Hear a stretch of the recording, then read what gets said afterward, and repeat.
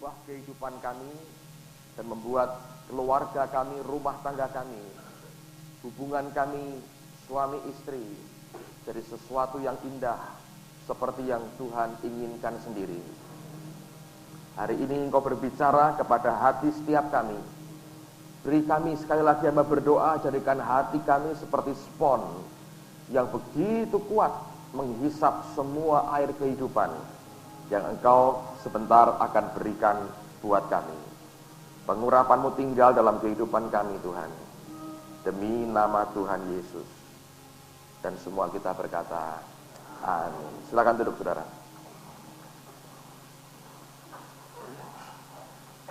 Selama pagi ini sampai dengan siang nanti, saya akan sharing akan dua session yang penting sekali buat kehidupan kita. Sepanjang yang saya tahu, hal semacam ini memang jarang sekali dibicarakan di gereja atau disampaikan secara terbuka. Tetapi segala sesuatu yang tidak pernah dibuka secara total, saya khawatir pada beberapa orang sebetulnya merupakan bom waktu yang sekali-kali sewaktu-waktu bisa meledak dan menimbulkan akan masalah besar dalam kehidupan kita. Saya percaya ada seorang hamba Tuhan berkata begini, kalau suatu negara itu ingin kuat, maka gereja di negara itu harus kuat. Dan untuk sebuah gereja itu kuat, maka keluarga-keluarga, rumah tangga dalam gereja itu harus kuat. Amen. Nah, selama beberapa waktu terakhir ini kita bersyukur Allah memberikan lawatannya yang sangat indah sekali, terutama untuk teman-teman yang masih pelajar, mahasiswa. Kita syukuri dengan semuanya itu. Tetapi tidak berarti bahwa Allah mengabaikan mereka yang sudah berumah tangga.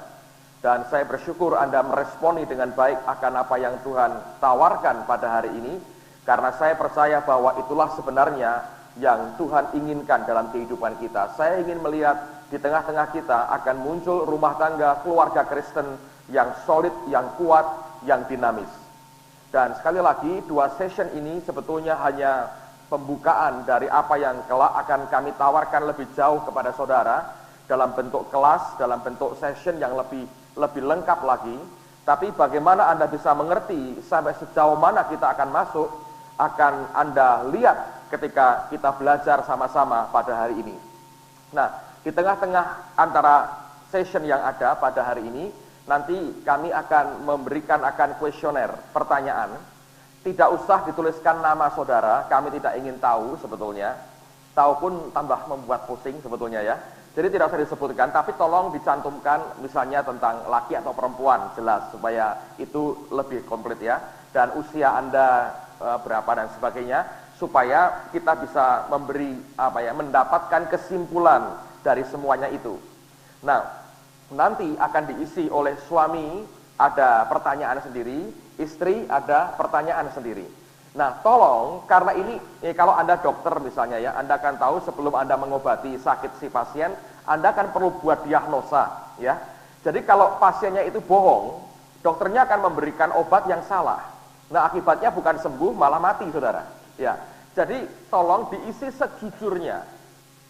Tidak ada orang tahu, Tuhan pasti tahu, tidak usah ngisi pun ya, Tuhan ngerti. Kami tidak akan tahu karena orang sekian banyak, dan nanti akan dipisah yang laki sendiri, yang istri sendiri, supaya kalau nanti menyatakan ekspresi tertentu akan istrinya tidak terintimidasi. Oke? Saya melihat banyak suami yang terintimidasi oleh kehadiran istrinya, tapi istri tidak pernah terintimidasi oleh kehadiran suaminya. Ini merupakan memang zaman edan betul. Nah, jadi semua nanti pertanyaannya Anda akan tahu ini pertanyaan untuk zaman edan, tapi saya berkata ini kenyataan yang ada, dan saya nanti akan serahkan kepada Pak Yos untuk bagaimana cara mengisinya. Gampang sekali, tidak usah belajar dulu, Anda tinggal sampaikan aja ya. Nah, saya tahu ada beberapa teman yang belum menikah, mereka diberi kehormatan tidak usah ngisi hari ini, toh Anda tidak bisa jawab. Kalau sampai bisa jawab, urusan dengan kami nanti, saudara. Karena itu urusan Anda seharusnya belum bisa jawab. Oke? Nah, supaya menyingkat waktu, saya akan mulai saja. Coba buka dulu Maleakhi pasal 2. Saya ingin tunjukkan pada bagian pertama ini tentang apa yang Allah lihat dalam rumah tangga, keindahan dalam sebuah rumah tangga. Dan session kita dalam 2 kali ini kita bicara tentang rumah tangga yang bahagia. Karena kompleks sekali masalahnya, tentu kita akan membatasi pembicaraan kita pada hari ini dengan hal yang esensial yang penting dalam kaitan hubungan rumah tangga ini. Maleakhi pasal 2, lihat mulai ayat yang ke-10 sampai dengan ayat yang ke-16.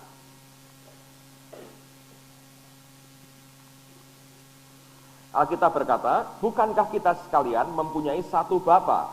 Bukankah satu Allah menciptakan kita?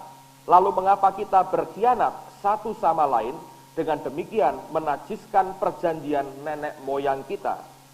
Yehuda berkhianat dan perbuatan keji dilakukan di Israel dan di Yerusalem. Sebab Yehuda telah menajiskan tempat kudus yang dikasihi Tuhan dan telah menjadi suami anak perempuan Allah asing. Biarlah Tuhan melenyapkan dari kemah-kemah Yakub segenap keturunan orang yang berbuat demikian, sekalipun ia membawa persembahan kepada Tuhan semesta alam. Dan inilah yang kedua yang kamu lakukan. Anda perhatikan ini. Kamu menutupi mezbah Tuhan dengan air mata, dengan tangisan dan rintian. Oleh karena ia tidak lagi berpaling kepada persembahan dan tidak berkenan menerimanya dari tanganmu.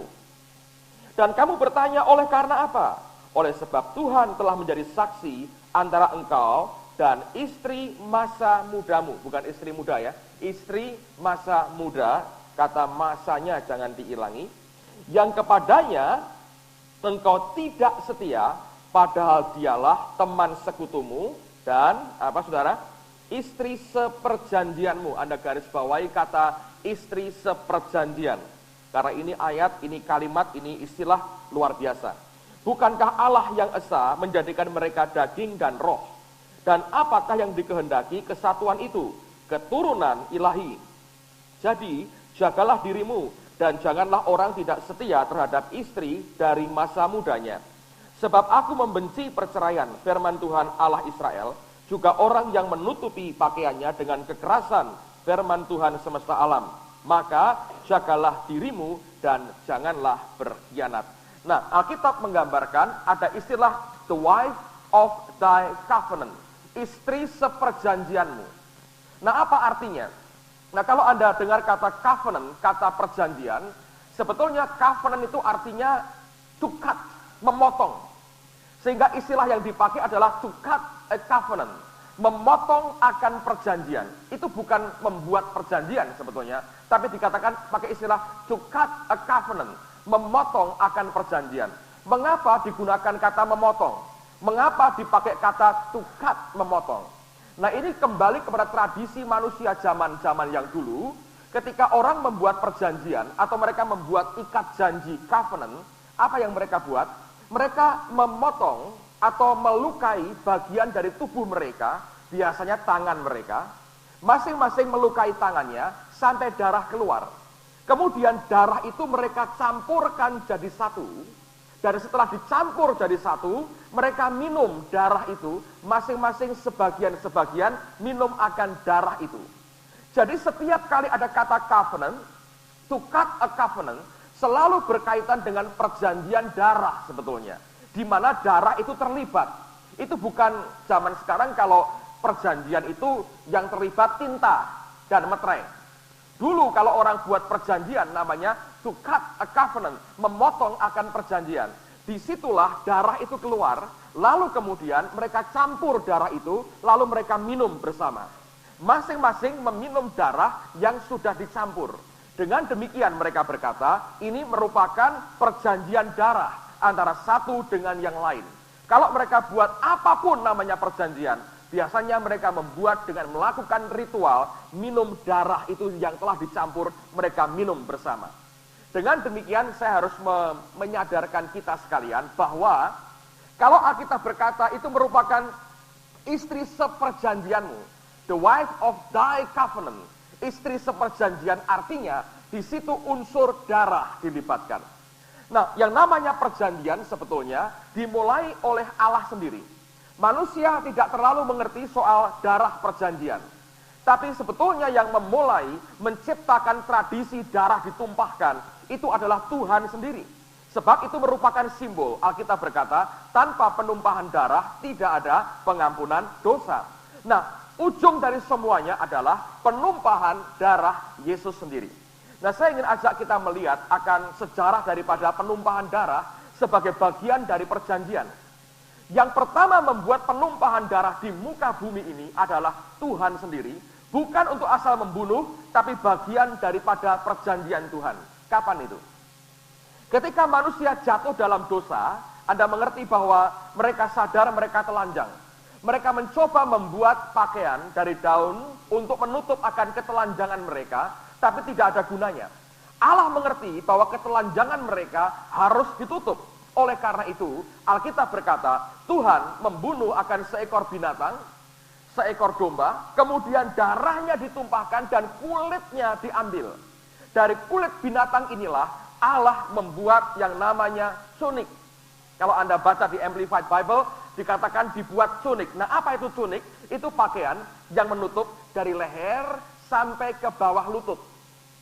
Desainer pertama sebelum Gianni Versace lahir adalah Allah Bapa sendiri. Dia yang menciptakan akan gaun pakaian pertama manusia yang menutup dari leher sampai ke lutut. Kemudian ketika manusia makin korup, makin rusak, manusia makin melarat, pakaian dari makin berkurang, makin naik, bahannya makin tidak bisa kebeli lagi, lalu muncullah pakaian yang buka-bukaan karena kehabisan bahan. Kira-kira begitu.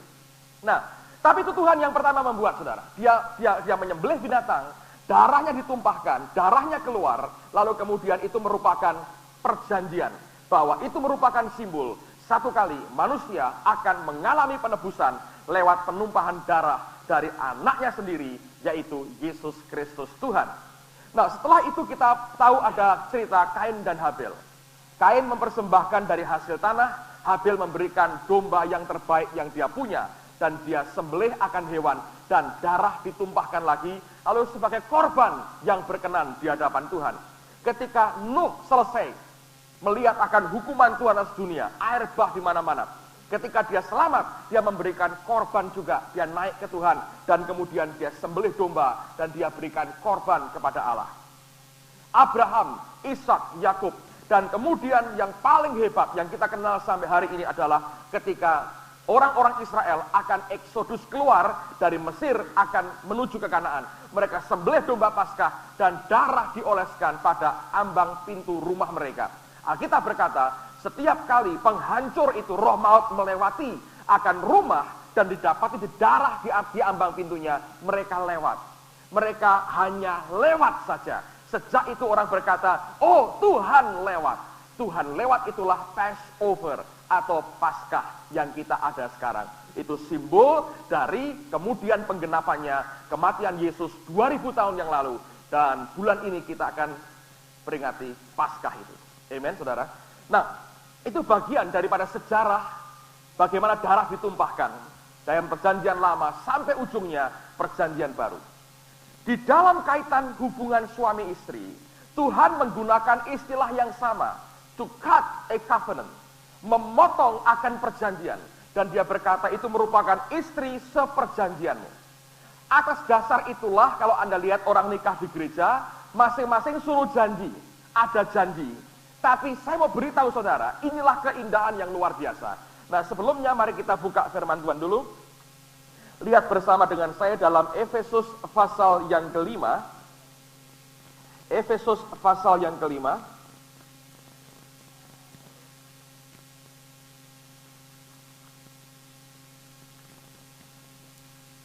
Perhatikan pada ayat yang ke-31 dan ayat yang ke-32.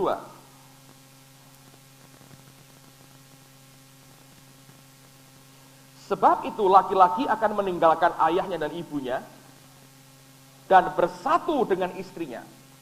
Ini orang Cina paling susah kalau dengar ayat ini, saudara. Saya pernah dengar ya, seorang teman saya hamba Tuhan, seorang gembala sidang, dimaki-maki encim-encim di Bandung. Karena dia khotbah dalam seminar keluarga seperti ini, dia berkata, laki-laki meninggalkan ayahnya dan ibunya. Encimnya marah. Itu ngajari anak tidak uhau sama orang tua ya. Ngamuk betul, karena orang Cina, anak itu aset. Anak laki terutama itu modal. Kalau aku melahirkan, ini nanti harus bunga berbunga.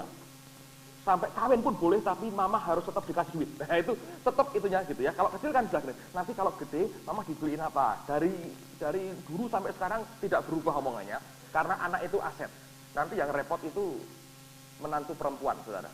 Terjadi konflik di dalamnya karena masalah ini. Tapi ini Alkitab yang ngomong, teman saya kasihan dimaki-maki cim-cim katanya.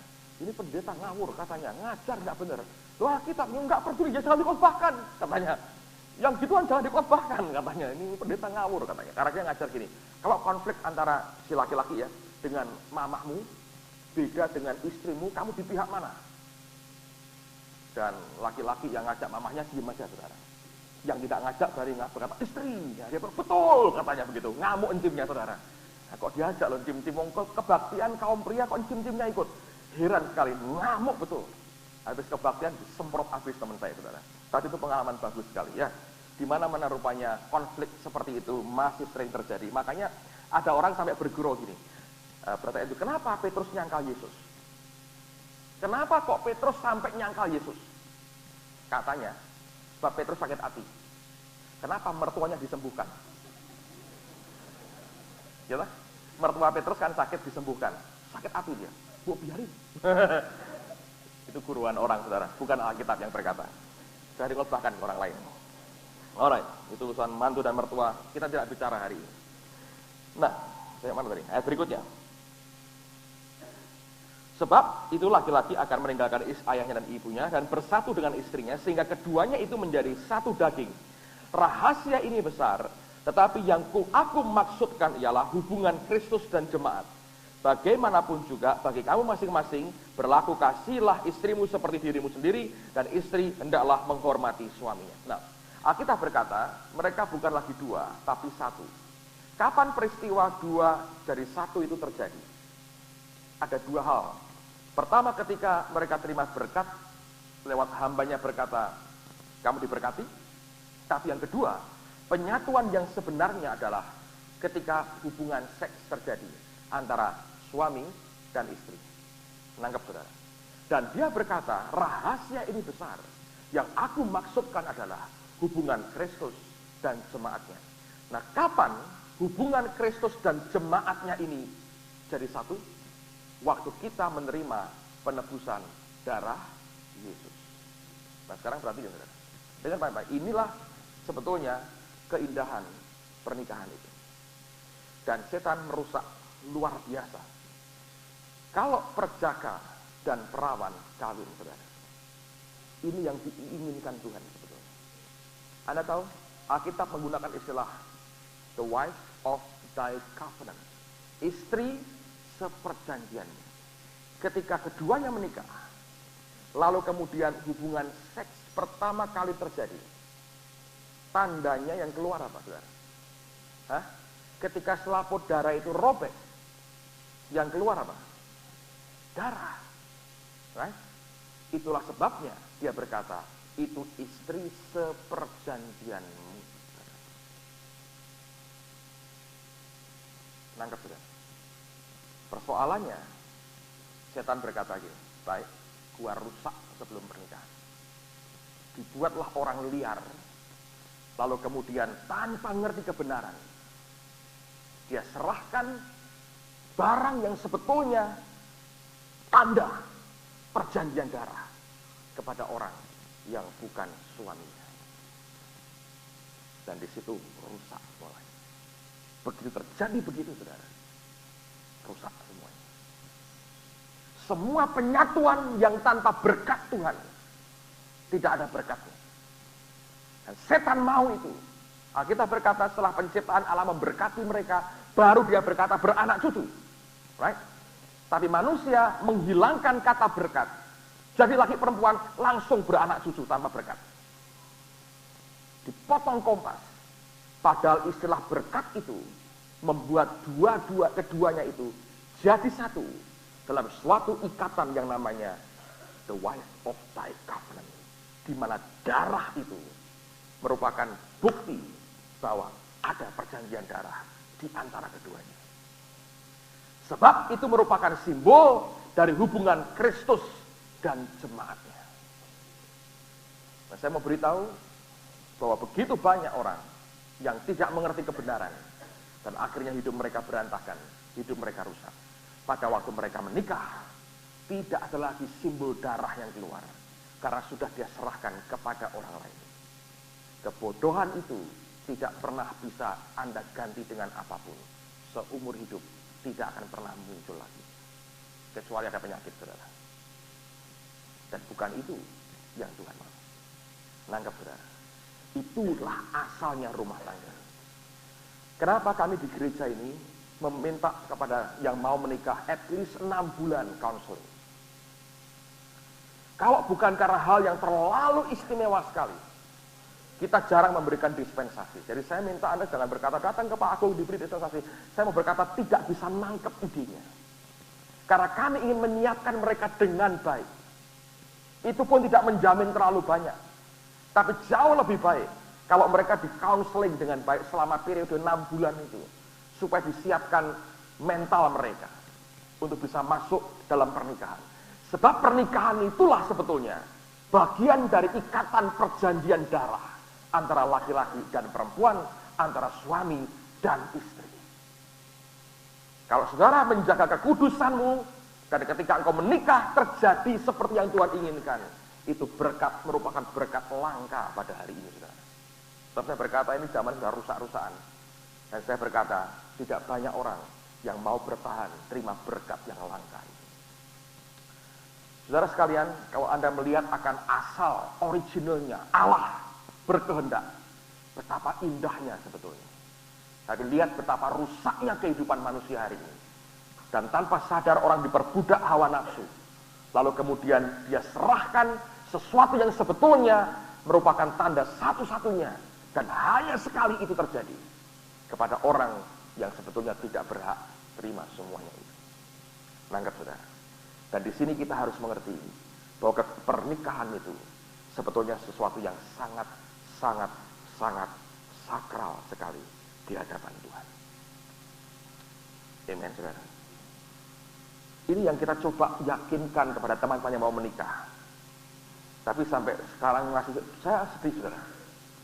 Ada teman yang datang ke Pak Yos, Pak, bulan depan kami mau menikah. Saya lebih baik berkata gini, pindah gerejanya, cari yang lebih gampang. Ntar kalau susah, datang ke kami juga, tanpa persiapan. Saya lebih rela begitu, saudara. Kalau orang tidak mau disiapkan, tidak mau ditata dengan baik, ya sudah, tatalah dirimu sendiri. Cari orang lain yang mau nata sembarangan, go ahead, silahkan. Tapi kami tidak. Sebab kami mengerti nilai dari sebuah keluarga, kesakralannya, dan sesuatu yang besar akan dihasilkan dari semuanya itu. Alkitab berkata, yang diharapkan apa? Keturunan ilahi. Sesuatu yang ilahi akan dihasilkan oleh sebuah pernikahan yang benar di hadapan Tuhan. Anda bertanya, Pak, masa lalu saya buruk sekali. Tidak seperti itu, Pak, kenyataannya. Itulah hebatnya penebusan Tuhan Yesus. Anda bisa bertobat, Anda lahir baru. Oh ya, konsekuensinya secara fisik tidak mungkin diperbarui lagi. Tapi lihat, dalam hatimu engkau dikuduskan kalau engkau bertobat dan datang kepada Tuhan. Amen, saudara. Untuk itulah kita kumpul hari ini. Dan kalau Tuhan kehendaki, kita akan tutup pada siang ini dengan perjamuan kudus bersama, supaya meneguhkan kembali apa yang ada, bahwa kita sebetulnya ikatan yang ada itu ikatan perjanjian darah. Itulah sebabnya dalam kitab Maleakhi dikatakan itu the wife of thy covenant, istri seperjanjianmu. Dan itu terjadi oleh karena ada tanda penumpahan darah, simbol hubungan Kristus dan jemaatnya. Amen, saudara. Kenapa orang rusak? Karena dasar yang semacam ini tidak dimiliki oleh anak-anak Tuhan. Nah, oke, sekarang kita akan lihat berikutnya. Nah, apa yang membuat kita harus menyadari bahwa segala bentuk penyelewengan terhadap ikatan janji, perjanjian darah semacam itu membuat sebetulnya Allah berkata engkau berkhianat. Dan segala bentuk perlakuan yang tidak benar, segala bentuk penyimpangan terhadap perjanjian darah semacam itu akan mengakibatkan sesuatu dalam kehidupan kita. Nah, saya perhatikan ada 3 hal yang akan terjadi dan mungkin terjadi dalam kehidupan kita. Minimal 3 hal. Yang pertama, doa kita itu akan terhalang. Anda tulis ya di Maliaki pasal 2 ayat 13 sampai 16. Kita tidak ada waktu untuk bacakan semua ayat yang saya tulis di sini. Maliaki 2, 13, 16. Alkitab berkata tadi bahwa engkau sampai nangis-nangis, Tuhan tidak mau terima persembahanmu karena engkau tidak setia kepada istri pada masa mudamu. Pengkhianatan terhadap perjanjian itu akan membuat doamu terhalang. Yang kedua, 1 Petrus pasal yang ketiga. 1 Petrus pasal yang ketiga ayat yang ke-7. 1 Petrus pasal 3 ayat yang ke-7 saya akan bacakan buat saudara. Demikian juga kamu, hai suami-suami, hiduplah bijaksana dengan istrimu sebagai kaum yang lebih lemah. Hormatilah mereka sebagai teman pewaris dari kasih karunia, yaitu kehidupan, supaya doamu jangan terhalang. Simpel kan? Supaya doamu jangan terhalang. Jadi setiap pengkhianatan terhadap kesakralan pernikahan itu, yang pertama Tuhan berkata, itu akan membuat doamu terhalang. Sebab pernikahan itu merupakan simbol Kristus dan jemaatnya. Itu merupakan perjanjian darah sebetulnya. Makanya Malaikat berkata, istri merupakan the wife of thy covenant. Nanti kita akan lihat bahwa suami pun punya istilah yang sama, bahwa itu merupakan pengantin laki-laki darah bagi si istri. Alright? Nah, hal yang kedua adalah tertundanya janji Allah. Anda di rumah boleh buka dalam Kejadian pasal 20. Anda baca mulai ayat 1 sampai 18. Kejadian 20 ayat 1 sampai dengan ayat yang ke-18. Kemudian baca juga di Kejadian 12. Kejadian 12 ayat 10 sampai dengan ayat yang ke-20. Lalu baca lagi Kejadian 21 ayat 1 dan 2. Saya akan jelaskan. Nah, Anda dengerin baik-baik. Di rumah Anda baca sendiri ayatnya karena terlalu banyak akan membuang waktu kita. Abraham punya masalah. Masalahnya sebetulnya baik tapi tidak baik. Dia punya istri namanya Sarai. Diubah dari Sarah oleh Tuhan. Cantik sekali. Saya nggak tahu seperti apa cantiknya, tapi Alkitab berkata cantik. Dan Abraham ngakui istrinya cantik. Saya mau tanya sama suami-suami, siapa yang berkata istrimu cantik?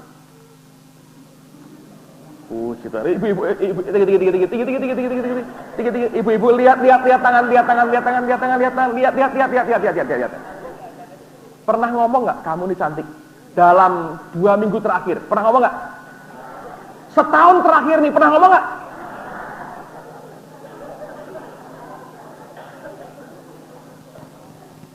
Makanya istri itu mengintimidasi. Ya. Ngeri dia, kalau nggak angkat tangan ngeri dia, ngeri. Saya membuktikan. Sampai ada orang berkata, suami berkata, aku ini kepala rumah tangga. Istri berkata, bagus, tapi aku lehernya. Iya, tidak, tergantung lehernya. Lehernya kaku, mateng ini kepalanya, nggak bisa ngapa-ngapain. Pak Harto aja diperiksa cuma suruh ngangguk dan geleng, saudara. Tergantung lehernya. Kalau ini macet semua ini masih berfungsi. Jadi tahu istri itu mengintimidasi. Coba nggak berani angkat tangan, diinjek kakinya, angkat tanganmu. Sampai di mana tadi? Oh ya, Abraham. Abraham ini punya problem. Dia mengakui istrinya cantik. Tapi kemudian ada ketakutan dalam dirinya. Dia berkata, wah ini yang kepingin kawin sama dia banyak. Terus dia berkata begini. Dia ngomong sama Sarai, sebelum berangkat. Dia bilang, entar kalau kita ke bangsa lain, kalau orang tanya, aku aja kamu adikmu. Memang masih kerabat mereka, masih bisa dikatakan adik. Jadi Abraham ngomong sama Sarai. Nanti kalau di mana-mana pergi, beritahu ya kamu ini adik. Supaya apa? Aku selamat. Kenapa kalau ada orang naksir kamu, ngerti aku suaminya, gue dibunuh nih. Kalau aku mati, kamu jadi janda, dia kawin sama kamu. Itu pikirannya Abraham. Bayangin, ini bapak orang beriman, pikirannya aneh-aneh kayak gitu, saudara. Hebatnya Tuhan itu ya, kalau membuat orang dari rongsokan jadi barang bagus. Kalau Anda sadar korongsoan, chance jadi barang bagus, saudara. Kalau Anda berkata, aku masih bagus, Pak, nggak bisa bagus lagi, saudara. Nah, akhirnya pergi. Satu hari ke Tanggur. Kelaparan, ngungsi ke Mesir. Tuhan nggak suruh, ngungsi sendiri ke Mesir. Nah, para penggawa Firaun melihat Sarah itu cantik, lapor ke Firaun. Nah, Firaun, raja zaman dulu itu kan koleksi perempuan, saudara. Ya, bukan perangko, perempuan.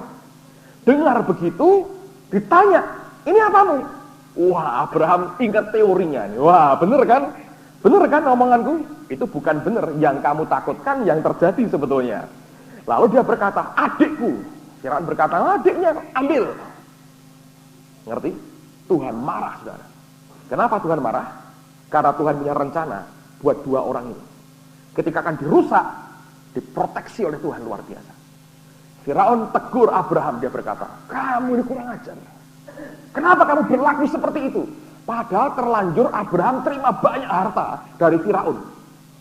Diterima itu, kurang ajar tak? Supaya selamat dan soge, terima istrinya kasihkan orang. Bayangin, saudara. Ini kok, aduh. Kalau ketemu tanya, nah, Abraham, dulu kamu kok kayak ngono katanya. Nanti dia cerita, kalau dia masih ingat, saudara. Karena kita berkatakan dosa diampuni semua, dilupakan Tuhan. Jadi mungkin dia juga lupa. Apa ya katanya? Tahu nggak ingat Tuhan nggak ingat, Tuhan juga nggak ingat.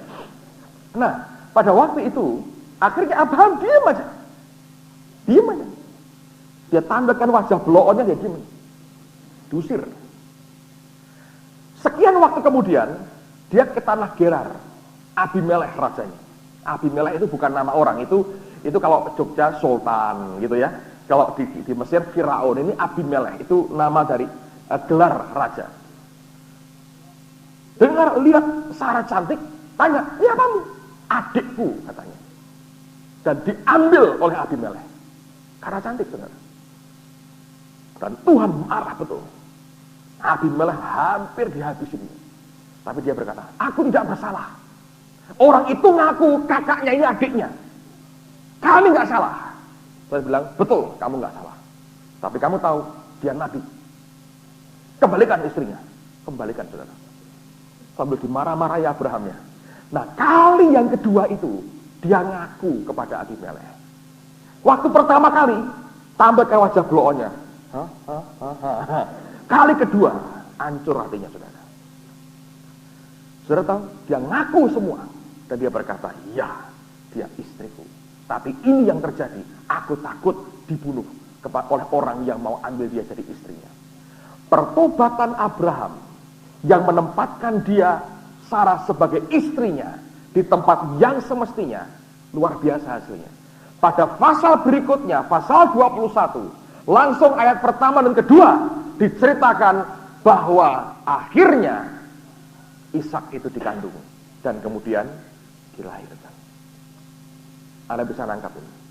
Betapa luar biasanya orang yang mau mengangkat pasangannya dalam posisi yang sebenarnya. Saya percaya salah satu sebab mengapa tertunda-tunda janji Tuhan akan anak perjanjian ini. Karena kurang ajar ini, suaminya ini. Caranya dia memperlakukan istrinya tidak pada tempatnya. Sampai 2 kali Tuhan harus campur tangan menyelamatkan keluarga ini. Ketika semuanya dijelaskan apa adanya, dia terbuka, dia dengan jujur mengakui keberadaannya, Tuhan memulihkan akan rumah tangga mereka. Amen, saudaraku. Nah, jadi yang pertama kalau itu terjadi adalah Alkitab berkata doamu terhalang. Kedua, akan menunda akan janji Allah. Yang ketiga, itu pintu bagi kutuk atas keluarga. Semua bentuk pengkhianatan terhadap perjanjian darah ini itu merupakan sesuatu yang dapat jadi kutuk bagi keluarga. Anda boleh baca di 2 Samuel 11. Di rumah Anda baca kisahnya tentang Daud dan Batsheba.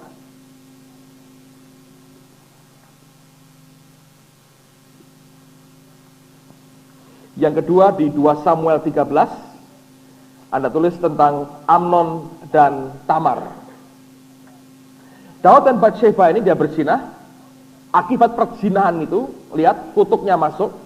Pasal 13, Amnon ini kakak dari Tamar, sama bapak lain ibu, Amnon memperkosa Tamar, dua-duanya anaknya Daud. Dan akibat lebih jauh lagi, timbul pemberontakan Absalom. Amnon dibunuh oleh Absalom. Sejak itu darah mulai dialirkan dalam keluarga Daud. Bunuh-bunuhan terjadi. Absalom berontak kepada Daud. Daud ditendang dari Yerusalem. Alkitab berkata, dan Absalom tidur memperkosa gundik-gundik Daud. Di sotoh rumah. Di depan orang banyak. Anda bisa bayangkan? Dan Absalom mati setelah perang saudara pecah pada masa Daud. Orang ini begitu diurapi, tapi kemudian akibat daripada dosa yang begitu kecil yang dia buat, kutuk masuk dalam keluarganya. Kalau Anda tarik terus ke belakang, Anda akan jumpai banyak hal di situ.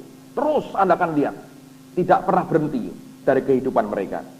Itu merupakan pintu bagi kutuk atas keluarga. Nah, oleh karena itu, sebagai bagian yang pertama ini saya mau katakan, kita harus mengerti dalam pandangan Tuhan apa yang ideal dalam pandangan Allah kita. Nah, sekarang saya akan masuk bagian yang sangat-sangat sensitif dalam kehidupan kita, dan saya berdoa Anda akan diberkati dengan ini. Mari kita lihat 1 Korintus pasal yang ke-7.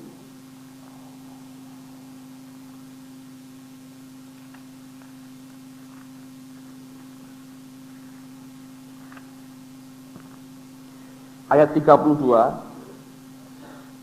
sampai dengan ayat yang ke-34.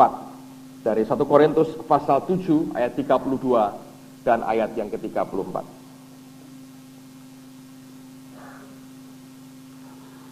Anda perhatikan baik-baik. Aku ingin supaya kamu hidup tanpa kekhawatiran. Orang yang tidak beristri memusatkan perhatiannya pada perkara Tuhan, bagaimana Tuhan berkenan kepadanya. Orang yang beristri memusatkan perhatiannya pada perkara apa? Malu jawabnya. Saya ulang lagi. Orang yang beristri memusatkan perhatiannya pada perkara duniawi. Jelas. Amen. Bagaimana ia dapat apa? Menyenangkan istrinya. Dan dengan demikian perhatiannya terbagi-bagi. Perempuan yang tidak bersuami dan anak-anak gadis memusatkan perhatian mereka pada perkara Tuhan, supaya tubuh dan jiwa mereka kudus. Tapi perempuan yang bersuami memusatkan perhatiannya pada perkara duniawi, bagaimana ia dapat menyenangkan suaminya. Nah, saudara sekalian, kalau Anda perhatikan akan ayat ini, itu memberikan satu implikasi yang jelas sekali, bahwa sebetulnya ini yang terjadi. Hubungan suami istri itu tidak hanya butuh sesuatu yang rohani. Saya berkali-kali berkata kan dalam kebaktian 2 minggu yang lalu misalnya, kalau Anda punya istri atau punya suami, dan mereka itu butuh akan sesuatu ya, mereka berkata, Mah, ini dong, si Anu mau kawin nih bulan depan, kita ada undangan kawin 5. Ya, Anda masnya ya, Anda terima 5, Pak Marso sering terima 5, 6 gitu. Nah, senang juga sih diundang kawin sana sini ya, walaupun itu juga merupakan ongkos tersendiri, saudara. Nah, karena masih belum tega datang tanpa biaya gitu ya. Lalu kemudian apa yang terjadi? Di masa itu Anda harus berkata, tolong dong ini si A mau nikah nih, beli pakaian. Anda nggak bisa berkata, oh istriku, mari aku tumpangi tangan supaya engkau terima jubah kemuliaan, jubah pujian aku berikan. Jangan minta pakaian baru. Tidak alkitabiah. Engkau perlu jubah pujian. Kurasyata karapasapa. Musik I want mulai. Ayo, iya mulai. Nah, mulai kan jerking istrinya. Nah, inilah jubah pujian. Silahkan pesta dengan jubah pujian. Bisa gitu, saudara? Nah, bisa? Gak bisa? Gak bisa. Mau? Istri digituin mau? Kalau beli pakaian, jubah pujian. Kalau minta makan ke restoran, jawabannya, makananku ialah melakukan kehendak Bapa. Mateng tenan, saudara. Cukup gitu.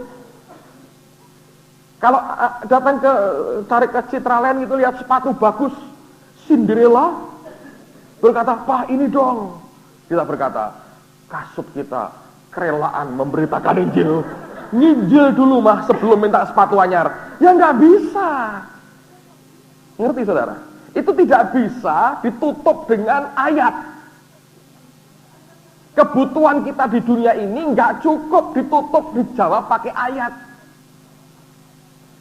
Ketika Anda menikah, Anda harus mengerti, kita memang terbagi-bagi perhatiannya. Dan bagian perhatian kita untuk pasangan kita adalah bagaimana menyenangkan dia. Nah, Anda harus ngerti itu. Apa jadi kesenangan istrimu? Makanya sebelum kawin ngitung dulu. Tanya, kamu sukanya apa? Kalau dia berkata, aku nggak punya hobi banyak kok, cuma belanja. Nah itu hati-hati saudara. Cek dulu pelurumu, cukup nggak? Karena hobi satu ini memang bagus ya, sederhana, tapi mematikan gitu untuk perekonomian rumah tangga. Ya kan? Ada yang hobinya begitu. Jadi Anda mesti ngitung betul bahwa itu bagian engkau harus belajar menyenangkan. Engkau tahan terus bagian itunya. Mana kuat, ambrol tuh bendungan. Ya kan? Kalau itu ditahan terus saudara, yang nggak kuat itu bantalmu. Untuk nutupi telinga tuh ya malam gini. Itu kan, itu hebat sekali tuh. IMF nggak menang tuh. Sebaliknya, istri juga begitu kan. Dia mesti menyenangkan suaminya. Cek dulu nih hobinya apa ini. Nggak taunya hobinya berburu harimau. Kamu mesti ikut aku. Nah repot tuh. Ini ekstrimnya. Nah, di antara kata menyenangkan itu banyak faktor. Tapi saya mau katakan pada saudara, satu di antaranya adalah masalah hubungan seks satu dengan yang lain. Dan ini yang kadang-kadang orang timur ini tabu untuk bicara. Akhirnya kita pendam dalam hidup kita. Tidak kita biarkan orang lain mengerti keberadaan kita. Tapi ada tekanan kuat. Kita nggak bisa ngomong karena malu. Tapi kita nggak ada solusinya. Kita baca Alkitab nggak terlalu ngerti. Kita mau ngomong ke orang dikira saru, nggak ngomong, ruwet di dalamnya. Karena itulah Anda perlu datang seminar hari ini. Karena itulah kita ngomong-ngomong apa adanya, dan Alkitab itu ngajari itu saudara. Saya ketika baca di Alkitab, saya bilang, Tuhan itu hebat. Urusan begituan itu diajari sama Alkitab. Loh, pernah baca? Alkitab itu hebat. Dan diajarkan dalam satu konteks yang begitu bagus. Tapi terbuka apa adanya. Walaupun itu pakai simbolis-simbolis. Tapi sekali Roh Kudus membuka mata rohani mana berkata, diajari oleh Alkitab.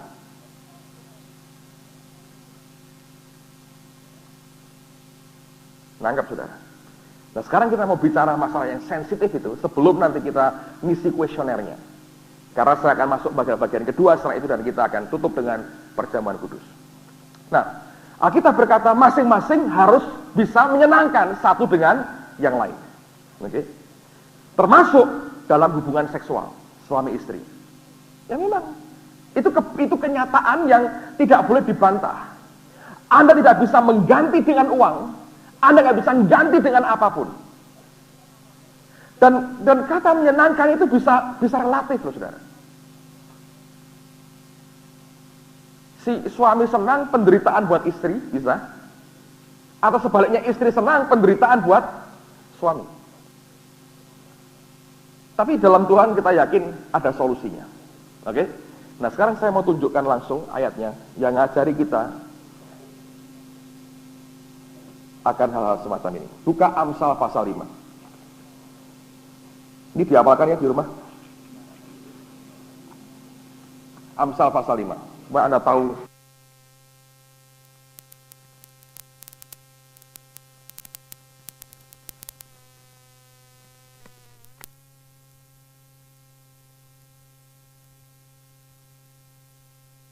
Pengertian itu Anda akan langsung ngerti. Loh, diajari ya. Kalau enggak, Anda enggak ngerti ini kok diajari. Ini betul, Alkitab buka apa adanya, karena ini berkat Tuhan loh buat kita. Ntar saya tunjukkan beberapa contoh di Alkitab. Ini luar biasa Alkitab. Amsal 5:15. Minumlah air dari kulahmu sendiri. Minumlah air dari sumurmu yang membual. Patutkah mata airmu meluap keluar seperti batang-batang air ke lapangan-lapangan? Biarlah itu menjadi kepunyaanmu sendiri, jangan juga menjadi kepunyaan orang lain. Diberkatilah kiranya sendangmu, bersukacitalah dengan istri masa mudamu, rusa yang manis, kijang yang jelita. Biarlah buah dadanya selalu memuaskan engkau, dan engkau senantiasa birahi karena cintanya. Dan seterusnya, dan seterusnya. Alright? Nah, Pak, ini ngajari apa kayak gini, Pak? Saya tidak tahu. Ya, dengar baik-baik. Ini gambarannya. Laki-laki digambarkan Alkitab seperti mata air. Tahu mata air ya? Jadi itu memang mancar terus. Wanita digambarkan seperti kulah atau sumur.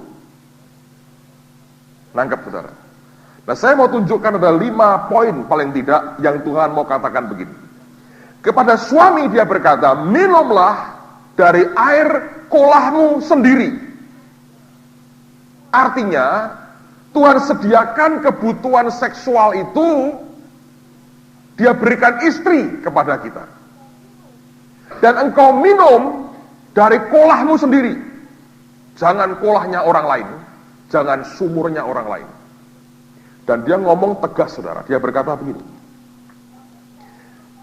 Patutkah mata airmu meluap keluar seperti batang-batang air ke lapangan-lapangan? Ada banyak suami yang mata airnya, ngomong terus terang, kececeran di mana-mana saudara. Ngawur, seks sana, seks sini, seks sana, seks sini.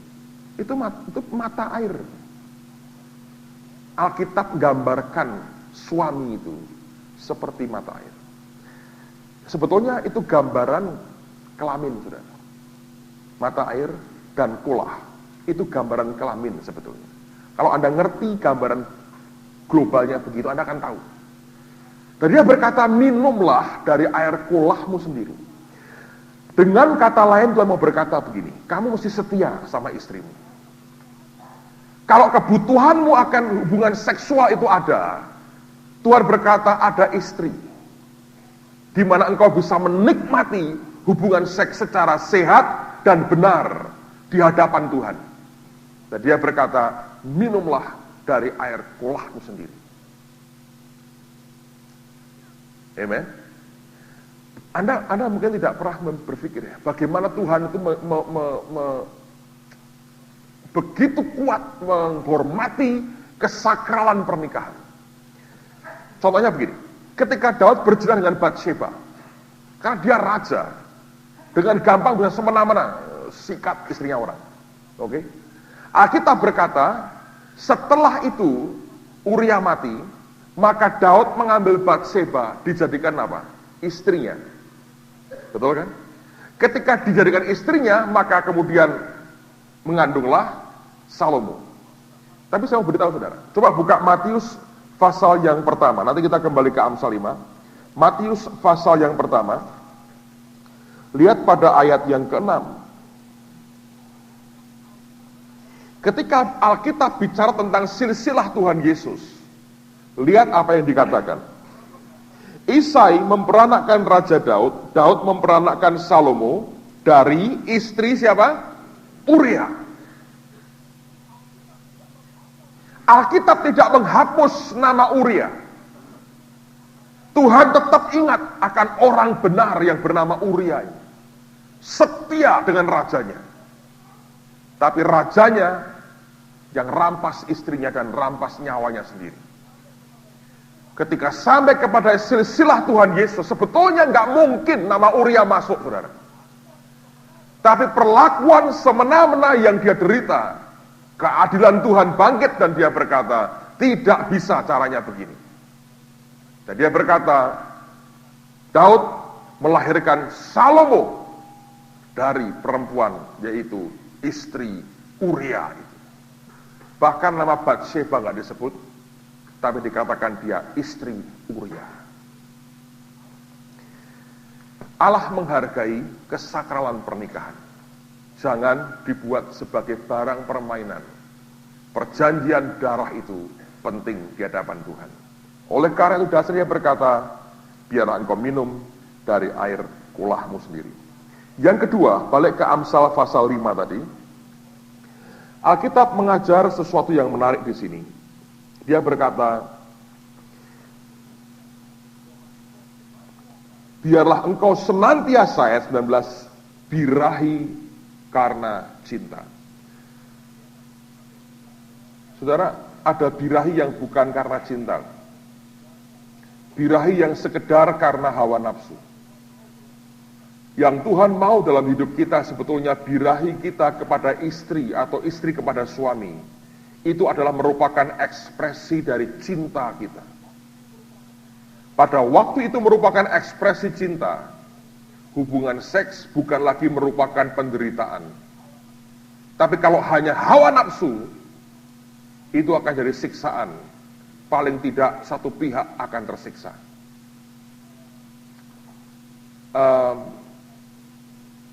Dalam counseling, dalam pembicaraan dengan banyak orang di banyak tempat, saya harap tidak ada di sini, ada suami-suami yang begitu kuat nafsu birahinya, sampai buat dia itu kayak nasi, nggak ketemu sehari, pusing dia, nggak bisa kerja. Dia nuntut istrinya hubungan seks setiap hari,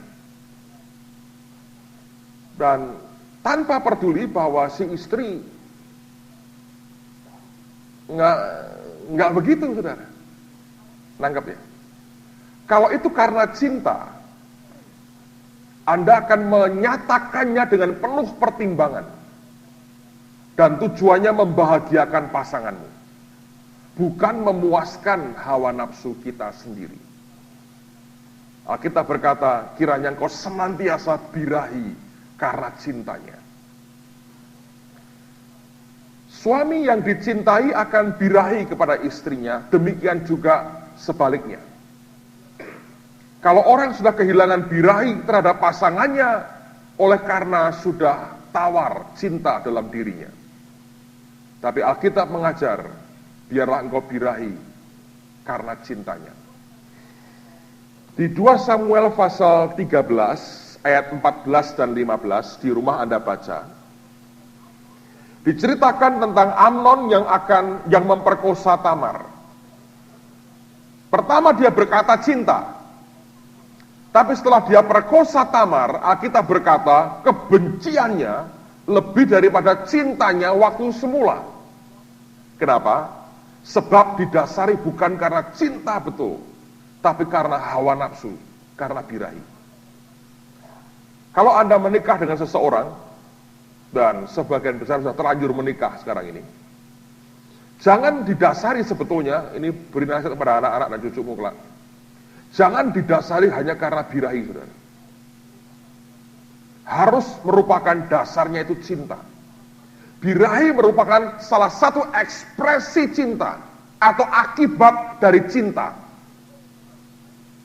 sehingga hubungan seks bisa dinyatakan dengan begitu baik, sehingga masing-masing itu senang, disukakan karenanya, dan tidak ada pihak yang tersiksa oleh karena hal itu. Kalau sampai titik ada pihak yang tersiksa, Anda harus mawas diri. Nah, biasanya suami istri tidak berani mengkomunikasikan hal ini. Ya, si suami kadang-kadang ya nggak ngerti, ya tetap dia dilayani kok Pak. Ya betul. Tapi coba bicara hal ini. Kalau itu merupakan siksaan buat Anda. Mungkin ada pengertian-pengertian yang keliru. Mungkin dia belum terlalu ngerti. Dan suami coba sampaikan, ini loh yang jadi pergumulanku. Dan kalau sudah sampai titik di mana ada pengertian bahwa yang kalau terlalu banyak itu nyiksa aku, kata istrinya, atau sebaliknya, itu akan jadi baik, saudara. Mengerti keadaan pasangan kita itu baik. itu bukan hal yang tabu untuk dibicarakan. Harus dibicarakan. Karena sebetulnya yang Tuhan mau, hubungan seks birahi kita itu karena cinta. Amen, saudara. Coba direnungin ya, direnungin. Ini nggak selesai kalau dibicarakan terus. Ini bisa rame, bisa panjang. Tapi kita nggak punya waktu terlalu banyak. Tapi saya berharap ini bisa memberikan dasar lah. Hal berikutnya yang Anda harus mengerti, yang bagian ketiga adalah Tuhan memang mau kita menikmati itu, saudara. Hubungan seks itu sesuatu yang Tuhan berkata nikmati, bersukacitalah. Jadi mestinya kalau hubungan seks itu ya seneng gitu, bukan meneh, bukan gitu. Bahasa Jawa itu enak ya, kok lagi, minta lagi. Ini orang kok dulu pacaran nggak gini kok sekarang jadi kayak gini. Ini salah obat ini. Nah, repot kalau gitu, saudara. Itu mesti sukacita. Ngerti, saudara? Pak, saya nggak bisa tuh, Pak, sukacita. Minta sama Tuhan dong. Setiap kebenaran firman Tuhan ini, kalau Anda tidak menikmatinya, Anda minta. Ya, ada istri yang kalau suaminya mau begitu, dia nggak bisa. Dia bilang, sembahyang, Tuhan beri seperti yang Engkau inginkan. Nanti kita akan bicara beberapa hal lain, tapi ada hal-hal yang mungkin karena gini ya, pengertian-pengertian yang salah, masa lalu tertentu yang membuat kita ada trauma-trauma tertentu. Itu membuat kita kadang-kadang bagi istri setiap kali itu terjadi itu menakutkan. Coba bicarakan. Karena sebetulnya Tuhan mau nikmati. Kalau ini hilang, sebagian dari sukacita yang Allah sediakan buat kita, tidak kita terima loh, saudara. Nangkep, saudara ya? Pak, tapi kalau suami saya tak ajak ngomong gini, saya dipukuli ya, jangan, nggak usah gitu. Anda berdoa tengingi dulu roh ngamuknya, lalu Anda minta waktu dengan Tuhan sampai ada suasana begitu baik, Anda bicara dengan baik. Mestinya harus jadi sukacita. Dan Allah mau memberikan itu sebagai bagian daripada sesuatu yang kita bisa nikmati sebetulnya. Nah, saya akan berikan contoh yang menarik sekali tentang orang bernama Abraham. Oke? Kejadian pasal 18, yang ini saya bacakan, saudara, karena ini penting sekali. Supaya Anda tahu bahwa Allah juga mau. Jadi kalau Anda punya problem dalam hal ini, saudara perlu datang ke Tuhan lah. Karena Tuhan itu baik sekali dan Dia mau memberikan itu kepada kita. Kejadian pasal 18, lihat pada ayat yang ke-11.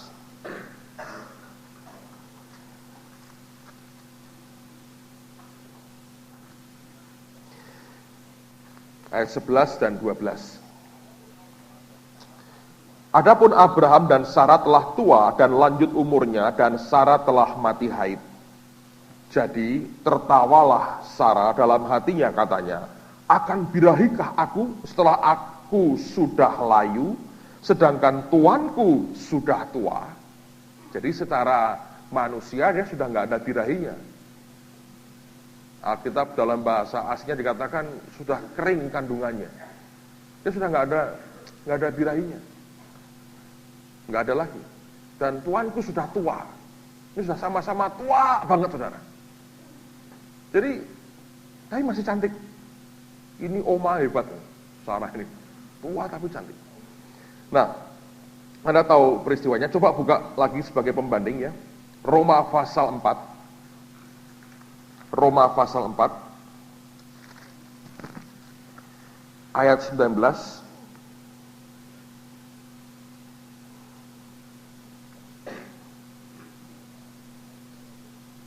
Roma 4:19.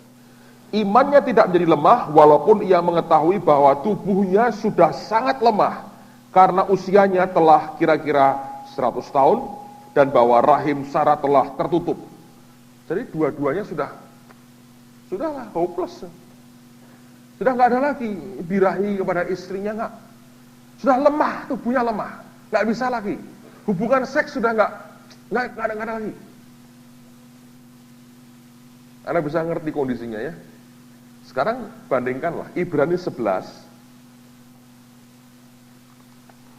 Ibrani 11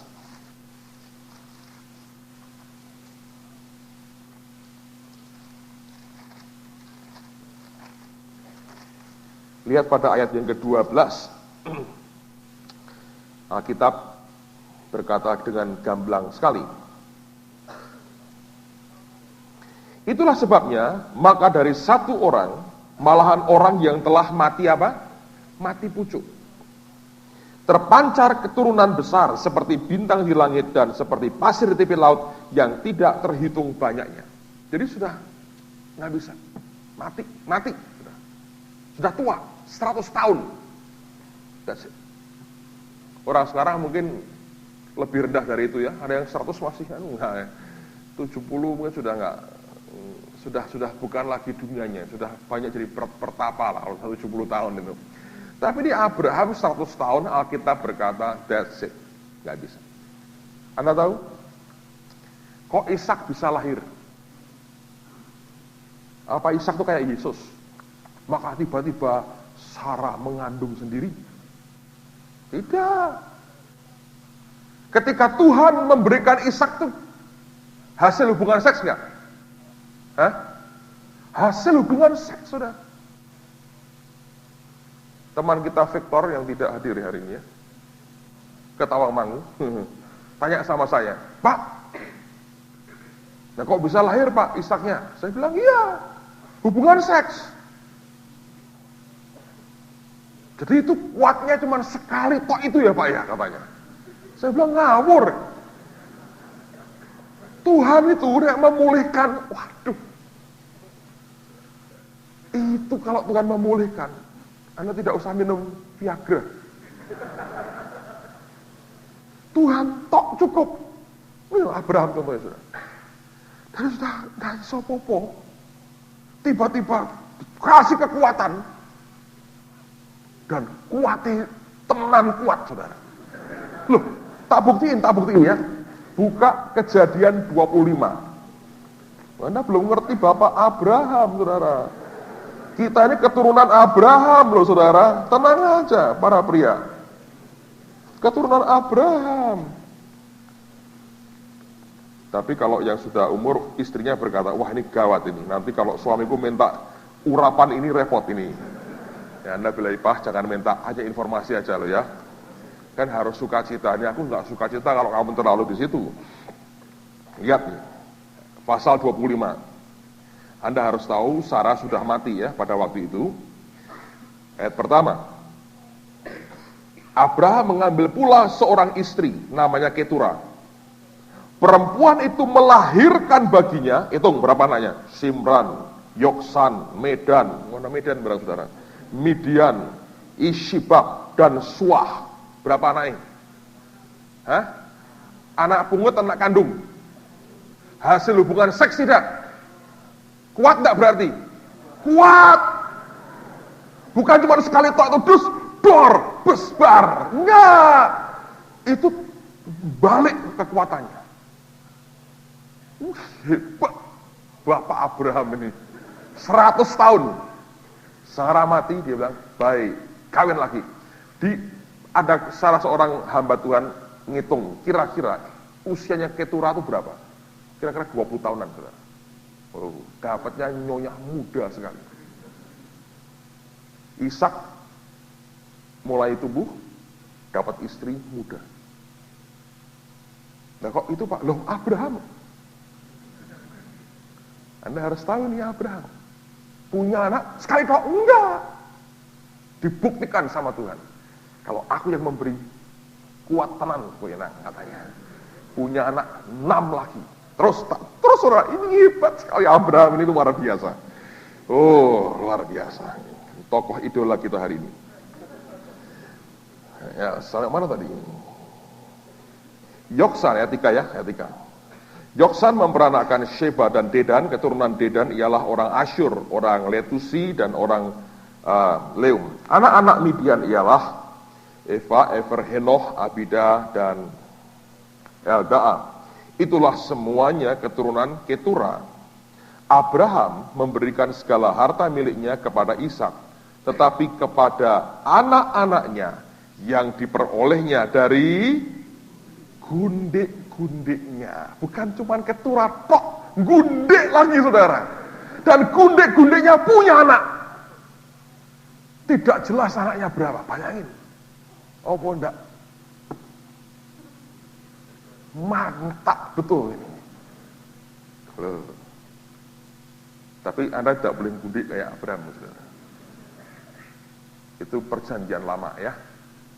Orang belum mengerti gambaran Kristus dan jemaatnya. Perjanjian baru, enggak. Sebetulnya perjanjian lama pun Tuhan tidak mau. Karena kalau Anda baca itu keturunan mereka, ada bangsa Asyur, semua akhirnya menyulitkan Abraham dan keturunannya sendiri. Ini bukan yang sempurna dari Tuhan. Tapi saya mau tunjukkan kepada saudara bahwa Allah mau hubungan seks itu jadi bagian dari berkat Tuhan buat rumah tangga kita. Ketika dipulihkan kekuatan Abraham, Allah mau berkata, gua kalau mulihin pulih loh. Bukan Tuhan iseng-iseng asal dapat anak Ishak, tidak, saudara. Betul-betul Abraham sampai masa tuanya, dia menikmati penuh semua yang dari Tuhan. Nah, kalau Anda baca ayat yang ke-7 dari pasal 25, Abraham mencapai umur 175 tahun. Lalu ia meninggal, ia mati waktu telah putih rambutnya, tua dan suntuk umurnya. Bahasa Inggrisnya tua dan penuh hidupnya. Luar biasa. Dipulihkan Tuhan. Allah mau ini bagian yang jadi berkat buat kita. Jadi nikmati. Kalau sampai kenikmatannya hilang, Anda bicarakan dengan baik. Ya, saya berdoa supaya suami istri bisa mau menerima kenyataan yang ada. Dan kalau nggak pernah dibicarakan, saudara, itu akan menimbulkan masalah di kemudian hari. Dan itu bagian yang kadang-kadang menciptakan bom waktu dalam kehidupan kita. Masih dua lagi. Yang keempat, terusin. Kita kembali ke Amsal pasal yang kelima tadi. Amsal pasal 5.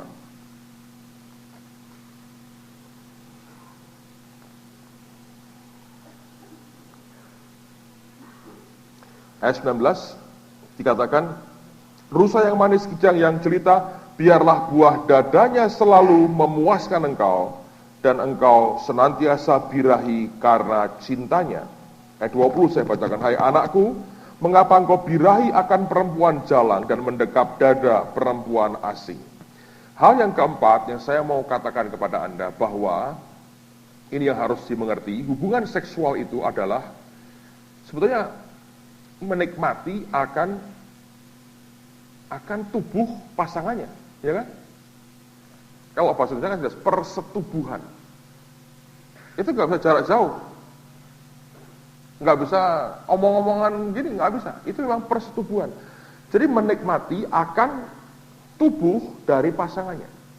Sehingga Alkitab berkata, biarlah buah dadanya selalu memuaskan engkau.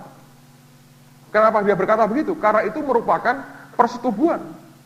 Menikmati akan tubuh pasangannya. Nah, saudara harus mengerti bahwa kalau ini ayat sebetulnya ditujukan untuk laki-laki kan. Pria itu tertarik dengan wanita secara seksual itu karena apanya? Tubuhnya. Kalau wanita tertarik pria karena apanya? Hah? Dompetnya. Mungkin. Saya nggak tahu ya. Tapi paling tidak Anda harus mengerti bahwa tubuh manusia itu punya daya pikat secara seksual, terutama wanita. Pria iya juga, tapi mungkin nggak sampai seperti wanita. Tapi buat wanita Anda harus menyadari bahwa tubuhmu itu punya daya pikat secara seksual. Nah, Jangan lupa bahwa Daud berzina dengan Batsheba. Ketika pertama kali dia melihat Batsheba sedang apa? Mandi itu pakai pakaian lengkap gitu ya? Bukan kan saudara? Telanjang. Jadi tubuh wanita itu punya daya tarik seksual. Makanya di banyak kalender-kalender promosi ya, kalau orang mau jual mobil, sebelahnya perempuan pakai bikini. Apa hubungannya naik mobil dengan pakai bikini? Masuk angin toh? Tapi itu ditempelkan bareng. Karena tubuh perempuan itu ada daya tarik seksualnya. Nah, di sini sebetulnya kaum wanita ini harus mengerti itu. Kalau tubuhmu tidak Anda jaga, sehingga tetap itunya kuat, nanti suamimu, wong ini mata dosa, jelalatan, saudara, kemana-mana, nangkep saudara. Dan ini bagian yang sering kali nggak disadari. Begitu suaminya jelalatan, kita malah teriak, hurra syatakara pasyatakara. Tidak pernah gosok gigi, tidak mandi, hurra syatakara syatakara. Kabur suamimu langsung. Percaya? Karena laki-laki itu, kita mengatakan, kenyataan berkata begitu, ketertarikannya kepada tubuh wanita, kecantikannya, tubuhnya, daya tarik seksualnya. Ngerti saudara? Dan itu yang Anda harus perhatikan. Saya baru baca di Kompas minggu lalu, di Singapura baru kejadian. Ini ngawur. Si laki suami istri jalan bareng di Orchard Road katanya. Si istri itu pakai pakaian itu luar biasa, ketat sampai ketat gitu kira-kira ya. Keluar semua, keluar semua. Terus mini. Dan ini bukaan di sini lebar sekali. Nah, si suami kan ngerti, jadi laki-laki lewat tuh noleh begini gitu. Semua laki-laki begitu. Dia kan kerasa ini bojomu orang kita ini. Diomongi, tutupi. Pakai apa? Beli apa? Anduk apa? Sial, tutupi. Ngamuk istrinya. Suami ditampar. Saudara. Suami ditampar. Ya, suami itu Anda harus tahu egonya tinggi. Ya. Istri perasaannya itu kuat. Kalau suami itu egonya tinggi. Ditampar, ngamuk, dipukuli istrinya di pinggir jalan, saudara. Masuk penjara suaminya sekarang. Gara-gara apa? Itu tadi, pakaian yang ketok kabeh itu, saudara. Gara-gara itu, saudara. Tapi betul, apa yang membuat laki-laki bisa begini, saudara? Karena yang kita tampilkan begitu sih. Anda harus sadari, kalau Anda berpakaian, kalau Anda tidak mau dikurang ajari orang, berpakaianlah yang baik. Karena tubuh perempuan itu punya daya tarik seksual. Nangkep saudara ya. Oh, Anda boleh pakai pakaian yang seperti apa di kamar aja kalau Anda dengan suamimu. Kalau ada anakmu pun jangan. Loh, mama kok kayak gitu sekarang? Jangan. Tapi kalau Anda dengan suamimu terserah. Itu bagian dari teknik yang Anda kembangkan itu. Boleh-boleh aja, tapi saya mau beritahu ini dasarnya. Alkitab berkata begitu. Ya kan? Coba bayangin lah.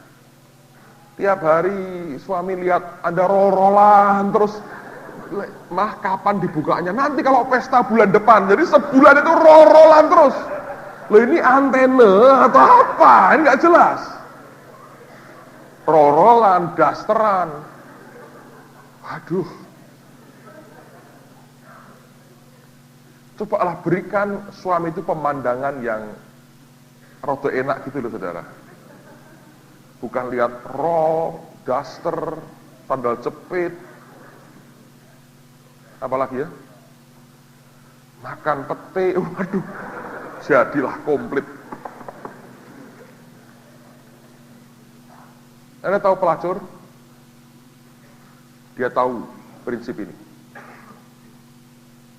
Dandanannya dia buat begitu rupa. Agak mengerikan memang. Tapi toh it works. Berhasil. laki-laki kacau-kacau itu kan datang tuh akhirnya. Ngerti saudara? Sebenarnya banyak penyelewengan terjadi karena gitu ya, di kantor mungkin tempat kerja lihat sekretarisnya rapi terus. Di rumah ketemu mesin roh itu lagi. Belum yang pakai listrik. Jalan kemana-mana kabel itu ngeleler. Yang gitu tolonglah dimengerti. Anda harus tahu, laki itu nalurinya begitu, ya kan? Nangkep saudara ya. Jadi Alkitab berkata, bedanya biarlah buah darahnya selalu memuaskan. Itu kan menikmati tubuh sebetulnya. Makanya persetubuhan namanya. Ya ngomong gini kalau minggu gak enak, kalau di sini agak enak. Saya lepas dari saya supaya gak ketok pendeta, jadi saya ngomong lebih baik lagi. Nah, oke. Saya pakai ini karena saya ini nggak sempat ngeprint. Ini subjek yang paling berat persiapannya, saudara. Sampai tadi pagi masih ngetik saya, jadi belum selesai. Dan ini yang ngasih Melin Higi. Saya mau pakai supaya Anda bisa menikmati. Alright. Nah, sekarang ada tekniknya nih. Bagian yang kelima sebelum kita break. Anda harus bisa mengerti begini ya. Laki-laki digambarkan sebagai mata air. Wanita sebagai sumur atau kulah. Secara seksual, itu punya sifat karakter berbeda. Mata air itu kalau asal dibuka sumbatnya, keluar. Laki itu kalau mau hubungan seks, gampangan. Terangsang gitu ya, langsung ayo. Gitu aja. Kalau perempuan, nggak bisa. Itu sumur. Ada yang dalam banget. Gitu. Harus ditimba. Anda punya pompa dragon, dipancing dulu. Pancing dulu. Itu nggak bisa langsung ayo, nggak bisa. Nggak bisa. Dan di sini orang nggak ngerti. Istri tunduk pada suami. Ayo sekarang. Loh, kayak iklan KB aja ngerti. Anda harus tahu, itu perbedaannya. Ini Tuhan ngajari. Alkitab yang berkata loh. Saya cuma menjelaskan. Sesuai dengan kitab Esra dan Nehemia dijelaskan supaya ngerti. Jadi kalau laki itu gitu. Kalau suami istri bingung, saya mau beritahu, begitu. Dibuka tuh sumbatnya, keluar deh. Di mana saja, kapan saja. Mau langsung. Itu mesin cepat panas, langsung. Kalau sudah selesai, tutup, berhenti, kerja. Gitu. Tapi kalau sumur itu ditimba. Nah, makanya Alkitab itu ngajari bagaimana cara nimbanya. Nah, ini luar biasa. Lihat pada ayat yang ke-18. Diberkatilah kiranya sendangmu, bersukacitalah dengan istri masa mudamu. Lalu ayat 19, Tuhan ngomong di sini. Rusa yang manis, kijang yang jelita. Nah, Anda harus tahu cara menimbanya. Istri itu perlu dikasih pujian. Itu perlu teknik-teknik tertentu untuk membuat dia bisa naik debit airnya sebelum Anda bisa minum dan nikmati. Di antaranya adalah pujian. Makanya saya ngajari Anda muji istri tadi kan. Siapa yang istrinya cantik? Wah, istri bilang lumayan. Itu sudah nolong. Jangan ragu untuk memuji istri. Di depan orang atau secara pribadi. Nah, di depan orang mungkin istri berkata, alah, ben mimpiane ketok. Nah, pribadi tidak pernah ngomong. Kadang-kadang secara pribadi, Anda ngomong dong, puji sesuatu apa aja. Apa aja yang kelihatan baik, dipuji. Senang ya. Dia bukan seperti laki-laki. Anda mesti debit air di bawah itu harus naik. Dan itu lewat pujian, lewat sentuhan, itu akan membuat itu terjadi. Nah kalau itu dari Pak, orang sabar, Pak, entek waktu nengok gitu. Loh, itu karena cinta bukan. Kalau karena cinta, Anda akan punya waktu untuk itu. Ngerti, saudara? Jadi masing-masing Anda harus mengerti, memahami. Suami istri itu bedanya apa? Kalau hubungan seks selesai, suami selesai, langsung bisa kerja, bisa macam-macam, bisa. Istri nggak bisa. Karena ketika debitnya naik, untuk turunnya pun pelan-pelan, saudara. Dia perlu waktu setelah itu untuk bicara, untuk apa. Dia bisa enjoy waktu itu.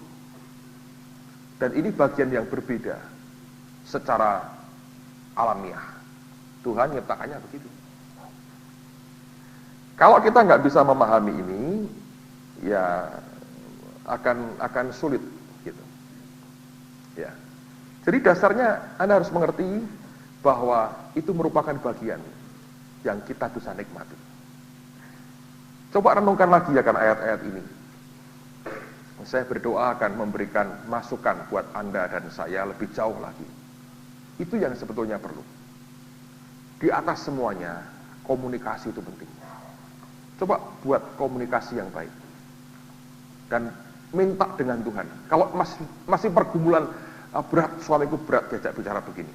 Coba doa. Minta dengan Tuhan. Kalau Abraham sampai masa tuanya, Allah tetap berikan kenikmatan seksual dalam dirinya. Kenapa tidak dengan kita? Dalam pengertian kita berkata, Tuhan, biarkan kami ini bisa menikmati. Bukan karena sekedar menikmati, tapi ekspresi kasih kami ini bisa utuh.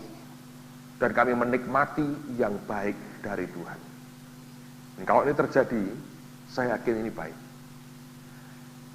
Ternyata setelah kita menikah, tidak seperti yang banyak anak muda bayangkan. Orang masih muda, mikir istri, mikir keluarga, satu kata aja, supaya bisa seks. Tapi kita mengerti setelah berumah tangga, hanya sepersekian persen dari seluruh kehidupan kita. Tapi tetap itu penting, dan tidak boleh hancur dalam kehidupan kita. Anda boleh punya semuanya, dalam hal satu ini hancur, saudara. Semua bisa berantakan. Karena ini bagian yang vital, bagian yang kunci dari keutuhan rumah tangga juga. Saya berdoa kita bisa diberkati lewat semua ini. Amen. Oke, Pak Yos akan berikan beberapa hal. Kita akan break setelah itu dan segera kita akan kembali lagi. Saya sampaikan bagian terakhir. Kita akan perjamuan kudus lalu kita makan siang sama-sama pada siang ini sebelum kita selesai.